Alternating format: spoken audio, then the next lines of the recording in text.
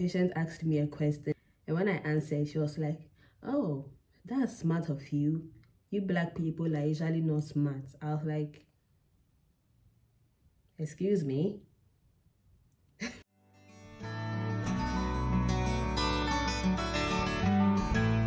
Hi lovelies, it's your girl Sharry here again. We all are doing great.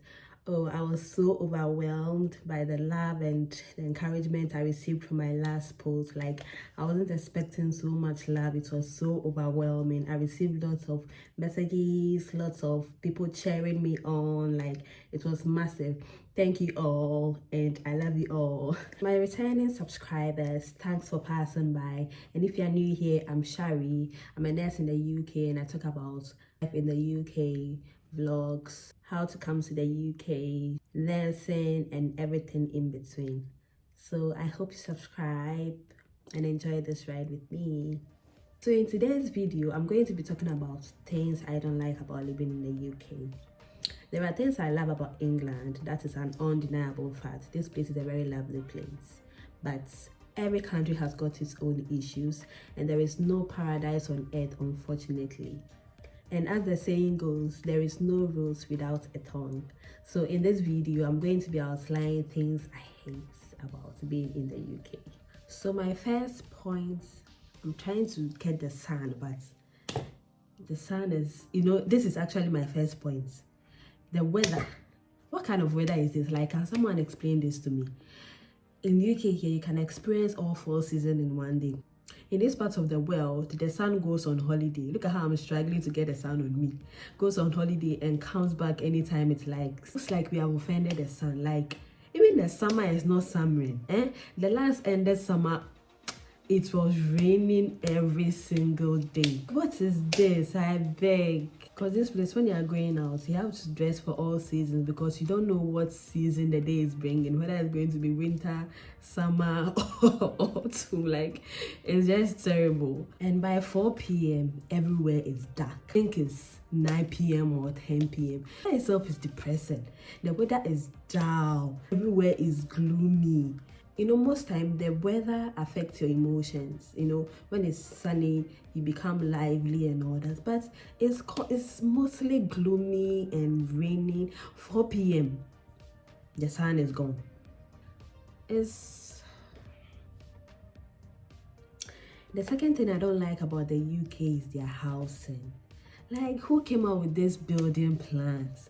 Their houses are so small. They are like slices of bread, like tiny. Like, what is this? You can't even navigate in your room. Like, if you see a single room, the moment you put your bed there, the whole place is full. The only space you get is where you get down from and walk out of your room. Like, it's just crazy. Where I come from in Ghana, you see big houses. It's normal for you to see big houses with big compound, but it's not the same here. The few big houses here are owned by big ballers. You know what I mean? Big ballers. Most people who own mortgages have sizable houses because if you go for a big one, how will you pay? You pay for it all your life. Your great-grandchildren will come and continue paying for it all their lives. So it's a normal thing to see small houses here. The thing is, give a Brit one plot of land and he can build a whole estate on it. In Ghana, where I come from, a single room is actually a double room over here. Like, you can't do much with the space at all. And if you want to add wardrobe, cry there. You just jump from your bed to the That's a bit exaggerated. My next point is money. In this part of the world, money is just a figure because when they pay you with one hand, they're actually taking it with the other hand. I didn't really understand until I got here. Because when I was in Ghana, those in the UK be like, nah, the money is not enough. Now what, now bills, everybody's talking about bills. I was like, you people are in UK, I beg, keep quiet. It's true, my brothers and sisters in the Lord. It's very true.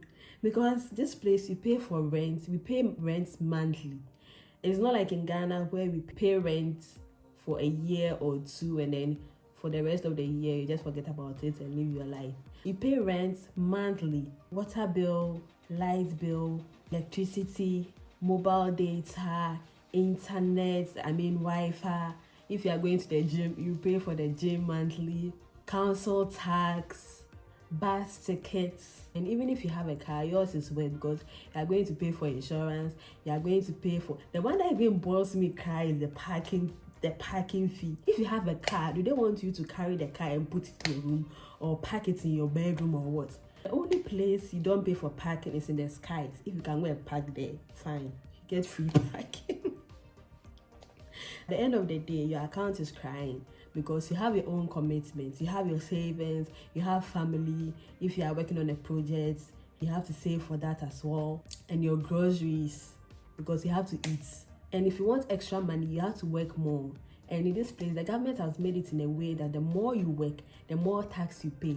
So at the end of the day, you're coming home with something small. I remember when I was in Ghana, I asked one of my friends who was working here in Caleb about the salary.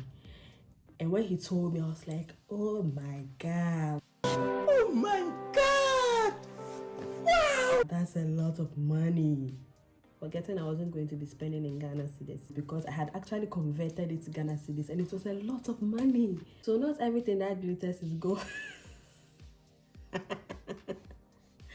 But it is what it is.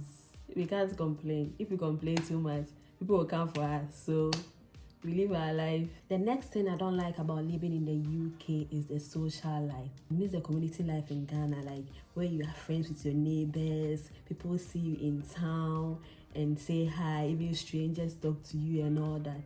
My beloved in Christ, this place, everyone for himself, God for us all. Their life is so individualized. Can you imagine? I've been in this my accommodation for more than a year, and the longest conversation I've had in here is hi. If it's a good day, we add how are you doing, or you're right. That is it. I miss the community where your neighbor or someone, a friend, can discipline your child when they go wrong. This place, go and touch someone's daughter. Like, I miss the community life where everyone is into everyone's business. Not at the bad side. You know, everything has a bad side, but I mean the good side. You feel that community love and affection. You don't feel lonely. But this place, even if you are dying in your room, nobody knows, because nobody cares. Nobody cares about anyone in this community. So if you are coming to a country where you don't know anybody, I'm sorry to tell you, you are going to be very lonely, if not depressed. So I advise, if you've got a partner, a husband, you come with them, because it's going to be lonely, very, very lonely.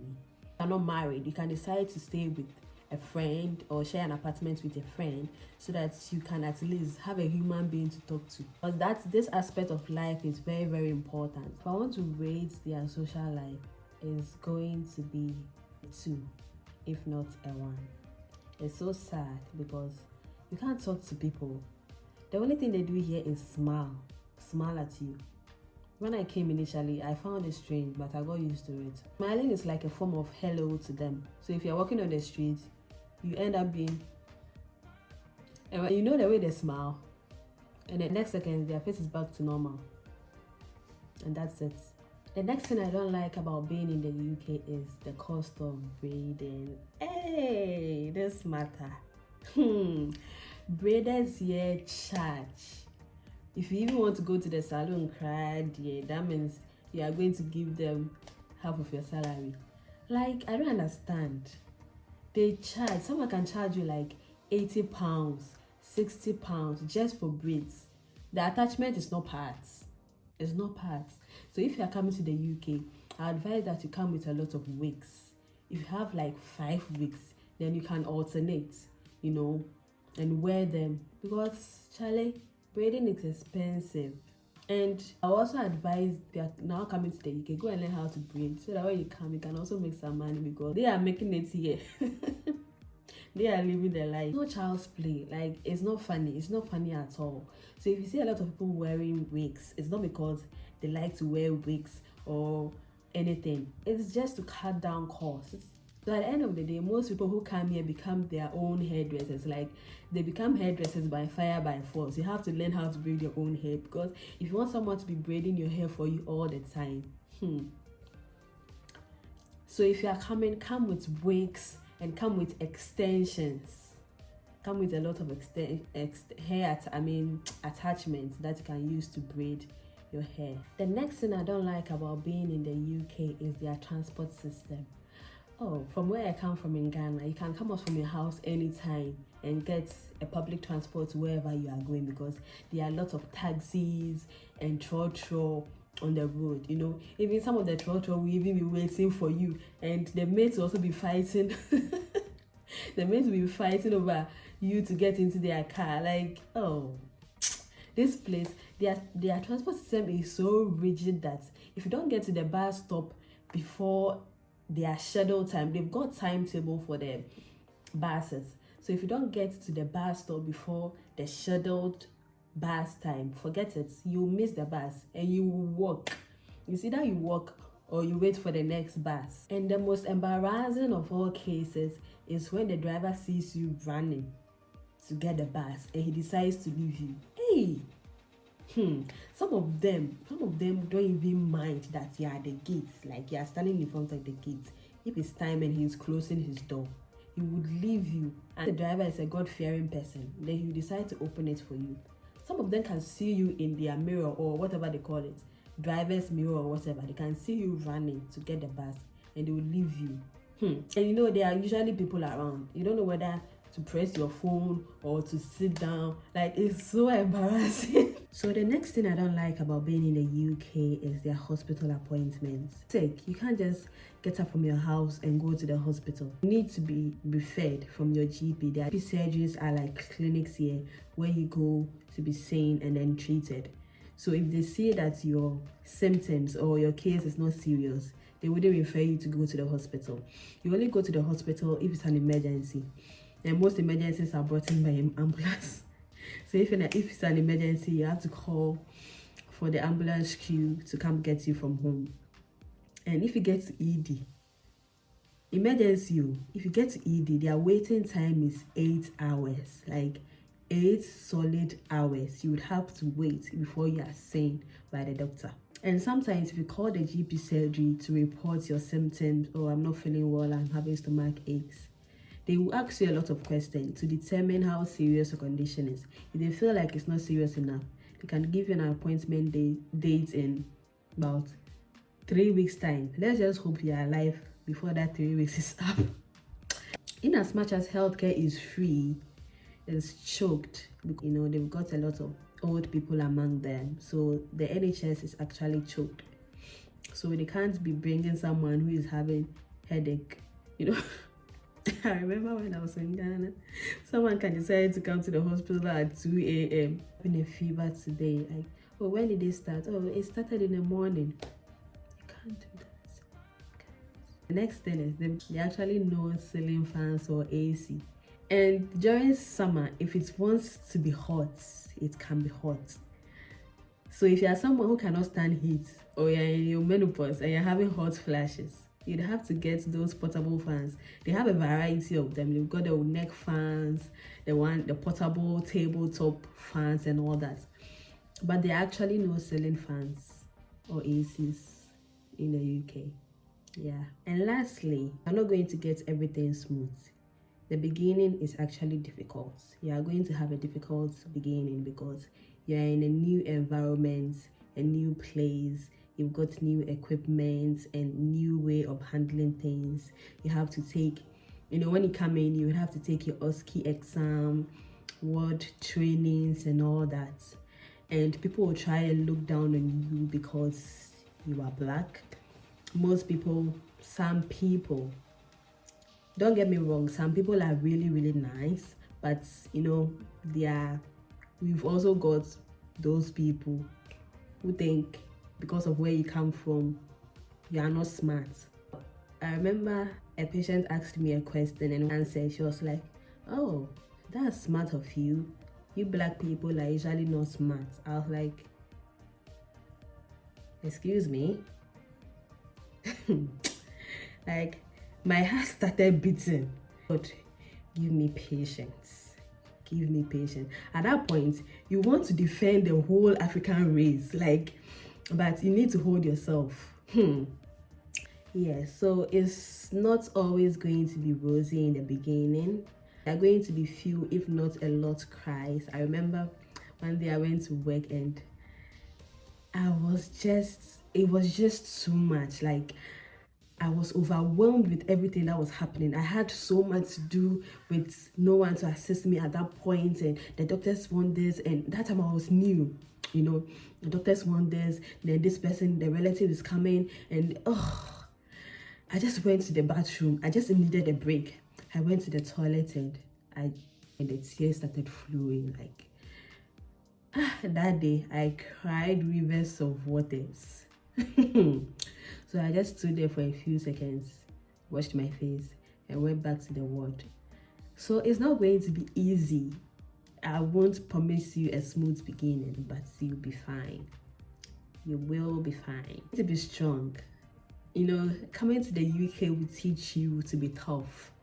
I've reached a point in my life where some things do not shake me anymore. When I came in initially, some of the behaviors of some of the people over here really got to me. Like, it makes me feel like, are we not humans? Is our blood blue? But I've come to the point where those things don't bother me anymore. Like, it doesn't even touch my skin. So you'll be fine. It's very true what people say about being depressed at the beginning of your journey in the UK, because some people will take it upon themselves. They have made it their life purpose just to frustrate the hell out of you, just to make sure that you are not happy, to make you depressed, to just get up and pack your clothes that, oh, I'm going back to my country. I've heard stories where people actually came here and went back to their countries, and it's true. As God lives, you will be fine. Because in this country, it's only you and Jesus. Yeah, so this brings us to the end of the video. So thanks for watching, and see you in my next video. Please subscribe.